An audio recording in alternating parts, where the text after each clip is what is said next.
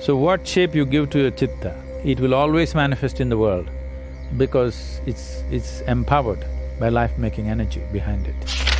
If you touch that dimension of intelligence, then this longing to expand will disappear in you because you found unbridled access to the cosmos.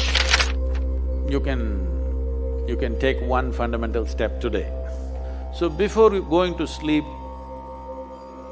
keep it on your bedside table, morning it'll be there, it'll not go anywhere. Leave it there and go to sleep. You've started the journey.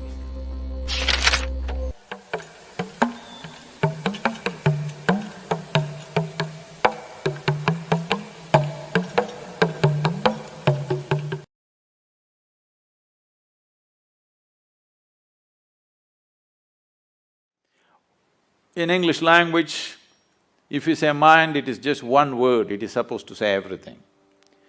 In the yogic culture, there are 16 parts to the mind, 16 dimensions of human mind. So let me compress it into 4. The 4 aspects of the mind are called buddhi, ahankara, manas and chitta. Buddhi means the intellect. Today, modern world is largely run by the intellect. So with this, we can do many things on the outside. We can go on enhancing the comforts and conveniences of life. The next dimension of the mind is referred to as ahankara. Normally people think it means ego. No, it means identity. You're identified with something.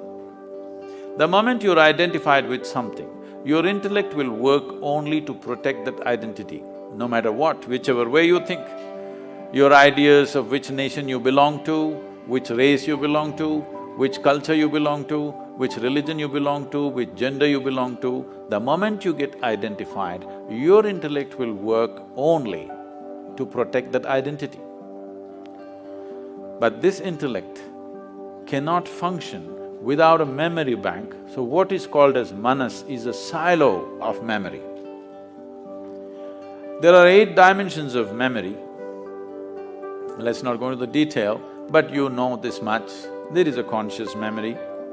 Today they're recognizing a subconscious memory. You know there is genetic memory. There is evolutionary memory.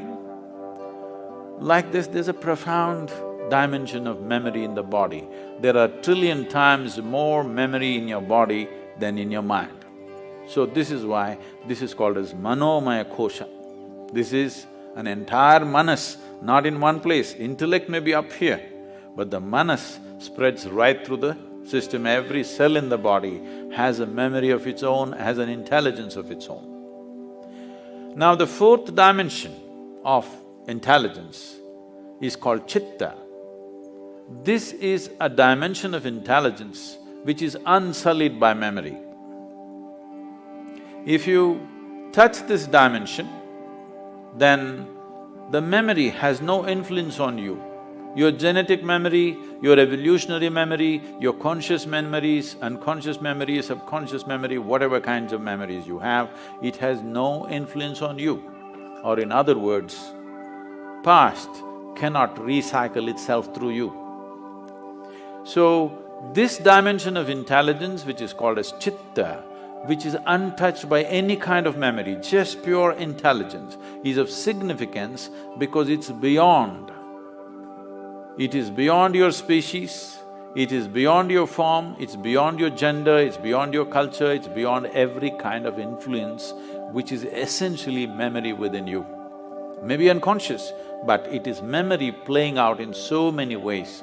As long as memory is playing out, what it means is, in India we say you're in a state of samsara. Samsara means a lot of people today understand as family. Samsara doesn't mean family, samsara means a cyclical life. You're in cycles of life. If you're in cycles or if you're going in circles, what does it mean? That means you're not getting anywhere. That's what it means. As long as you're functioning within the first 3 dimensions of intelligence, you are in a cyclical mode. It is all right to exercise yourself, but it's not good to go somewhere. So if you want to transcend the samsara nature of who you are or the cyclical nature of your existence, then you touch the dimension of intelligence which is referred to as Chitta.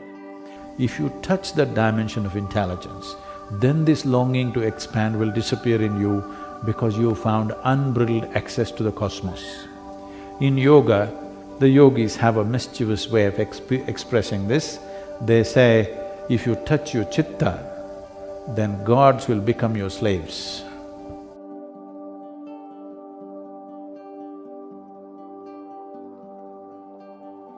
You can take one fundamental step today, that is, you have the habit of writing things. So you just sit down today before you go to bed, write down, what are all the different types of identities that you have taken? Starting from your body, everything else.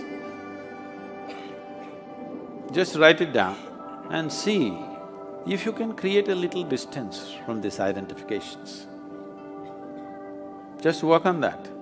That's the first step, that you are not identified with anything. You're just here, throbbing as a piece of life, not as this or that.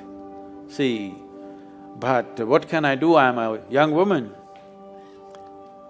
Right now, yes, when you sit here among people, if you're just walking by yourself in the garden, you don't really think you're a young woman, or if you are that identified, you can't help it, even there.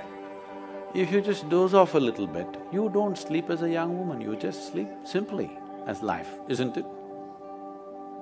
I'm saying something so fundamental as your body and gender, even that identity is only on the surface. Your caste, creed, religion, race, this is even more on the surface. So I'm saying, you can't do it in the day right now, but before you go to bed, see if you can keep all your identities by the bedside table and sleep. To work in the world, you need an identity. Without identity, you cannot function in the world.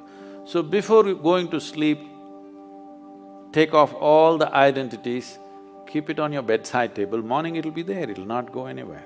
Leave it there and go to sleep. You've started the journey. It's the Chitta which is connected with the consciousness, which is most important. If you find a shape for your Chitta, that shape will manifest always, because it's empowered by life-making material which for lack of words we're using the word consciousness, that which is the basis of life.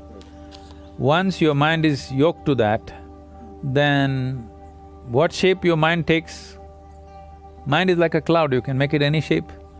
You can make it godlike, you can make it a devil out of it, you can make a pig out of it, you can make whatever out of it, you know.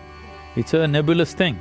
So what shape you give to your Chitta, it will always manifest in the world because it's empowered by life-making energy behind it. So that is…